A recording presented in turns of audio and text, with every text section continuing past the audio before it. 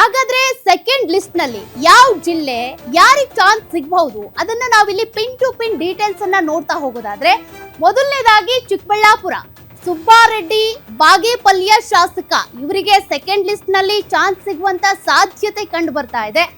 But ಸಿಗುತ್ತಾ ಅದನ್ನ ನಾವು ಕಾದ್ ನೋಡ್ಬೇಕಿದೆ. 3 ಬಾರಿ ಶಾಸಕರಾದವರು ಇವರು. ಡಿ.ಕೆ. ಶಿವಕುಮಾರ್ ಅವರ ಆಪ್ತರು ಕೂಡ.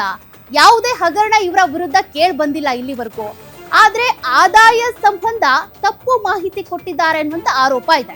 ಹೀಗಾಗಿ ಸುಬ್ಬಾರೆಡ್ಡಿ ಶಾಸಕ ಸ್ಥಾನ ರದ್ದಾಗಿತ್ತು ಕೂಡ.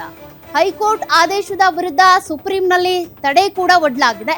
ಇವ್ರಿಗೆ ಚಾನ್ಸ್ ಸಿಗಬಹುದಾ ನೋಡೋಣ. ಒಟ್ನಲ್ಲಿ ಇವ್ರ ಹೆಸರಂತೂ ಚಾಲ್ತಿಯಲ್ಲಿದೆ. ಒಂದು ರೀತಿಯಾಗಿ ಅವಕಾಶ ಸಿಕ್ಕರೂ ಸಿಗಬಹುದು, ಸಿಕ್ಕರೆ ತಪ್ಪೇನಿಲ್ಲ ಅನ್ನುವಂತ ಒಂದು ಅಭಿಪ್ರಾಯ ಇದೆ.